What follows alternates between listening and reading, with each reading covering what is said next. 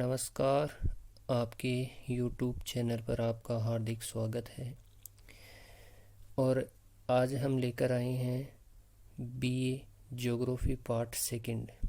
जो पेपर हमारा सेकंड है मानव भूगोल, उसके जो संभावित प्रश्न पत्र है 2023, उसके इम्पोर्टेंट क्वेश्चन आज हम लेकर आए हैं, जो कि एग्ज़ाम की दृष्टि से बहुत ही महत्वपूर्ण है।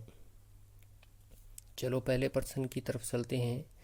तो मानव भूगोल को परिभाषित करते हुए मानव भूगोल की प्रकृति, उद्देश्य एवं विशेष क्षेत्र की व्याख्या कीजिए। तो इसमें आपको बताना है कि मानव भूगोल है वो क्या है, और जो मानव भूगोल की प्रकृति है वो किस प्रकार की है, उद्देश्य है वो कैसा है उसका, और विशेष क्षेत्र के बारे में क्या है व्याख्या करनी है। इसके बाद हम अगले नेक्स्ट क्वेश्चन पे चलते हैं। क्वेश्चन नंबर 2, वातावरण निश्चयवाद तथा संभववाद की आलोचनात्मक व्याख्या कीजिए। तो वातावरण है, उसमें हम जैसे कि निश्चयवाद पढ़ते हैं और संभववाद पढ़ते हैं, तो इसकी आलोचनात्मक हमें क्या व्याख्या करनी है। एग्ज़ाम की दृष्टि से बहुत ही महत्वपूर्ण क्वेश्चन है, तो ज़रूर पढ़ना इसे एक बार। इसके बाद अगला जो हमारा क्वेश्चन है वह है टिप्पणी लिखी। तो इसमें मानव भूगोल के आधारभूत जो सिद्धांत है उनका उल्लेख करना है कि मानव के जो आधारभूत सिद्धांत हैं वो ज्योग्राफी के अनुसार कौन कौन से हैं। इसके बाद सेकंड नंबर पे हमारा आता है वो मानव प्रजाति। तो मानव प्रजातियों के बारे में उल्लेख करना है कि मानव की जो प्रजाति हैं कौन कौन से, किस प्रकार से निवास करती हैं और कहाँ पर रहती हैं, और उनका जैसे कि रहन सहन है, खान पान है, उनके बारे में सारी जानकारियाँ देनी है। उसके बाद थर्ड पॉइंट के ऊपर चलते हैं। तो मानव भूगोल और अन्य विज्ञानों के साथ संबंध। तो जैसे कि मानव भूगोल का है वो जो अन्य विज्ञान हैं उनके साथ जो संबंध है उनका उल्लेख करना है। इसके बाद हम अगले क्वेश्चन की ओर बढ़ते हैं।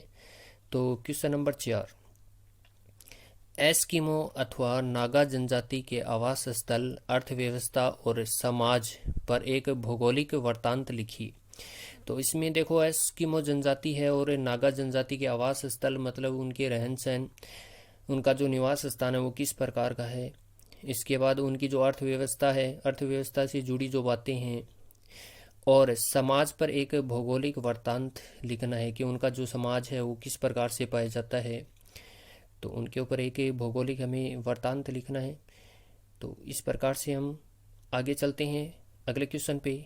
विश्व भारत में जनसंख्या के असमान वितरण व घनत्व के कारकों का वर्णन कीजिए। तो विश्व में भारत के अंदर हम देखते हैं तो जनसंख्या का जो असमान वितरण है वो किस प्रकार से पाया जाता है, वह घनत्व के कारकों का वर्णन कीजिए। तो जनसंख्या के घनत्व को प्रभावित करने वाले जो कारक हैं वो अलग अलग हैं, तो उनका हमें उल्लेख करना है। वीडियो को पूरा देखें और अंत तक देखें ताकि सारे जो प्रश्न है वो आसानी से समझ में आ जाएं। इसके बाद आपके जो YouTube चैनल है इसको लाइक एंड सब्सक्राइब करें। इसके बाद हम अगले क्वेश्चन के ऊपर चलते हैं। तो अगला क्वेश्चन है क्वेश्चन नंबर 6, टिप्पणी लिखनी है इसके ऊपर। तो पहला है मानव समूह है। तो मानव के जो समूह है वो किस किस प्रकार से पाए जाते हैं। इसके बाद सेकंड नंबर पे हमारी पिग्मी या गौड़ जनजाति के आवास। इसके बाद थर्ड नंबर पे हमारा मानव पर्यावरण संबंध। तो मानव और पर्यावरण के बीच में जो संबंध है वो किस प्रकार से पाया जाता है उसका हमें उल्लेख करना है। इसके बाद अगले क्वेश्चन की ओर चलते हैं हम। तो क्वेश्चन नंबर 7, ग्रामीण और नगरीय अधिवासों के प्रकार एवं अधिवासों को प्रभावित करने वाले कारकों का वर्णन कीजिए। तो नगरीय और ग्रामीण जो अधिवास हैं, अधिवासों के बारे में जैसे कि प्रतिरूप भी हम कह सकते हैं इसे। तो ग्रामीण जो अधिवास है वो किस प्रकार के हैं, नगरीय जो अधिवास है वो किस प्रकार के हैं, इनका हमें इन अधिवासों का उल्लेख करना है। इसके बाद हम अगले क्वेश्चन की ओर बढ़ते हैं। तो क्वेश्चन नंबर 8, भारत की जनसंख्या नीतियों की विस्तृत व्याख्या कीजिए। तो जनसंख्या के ऊपर जो नीतियाँ बनाई गई हैं अलग अलग रूप से, तो उन नीतियों के बारे में हमें विस्तार पूर्वक उल्लेख करना है।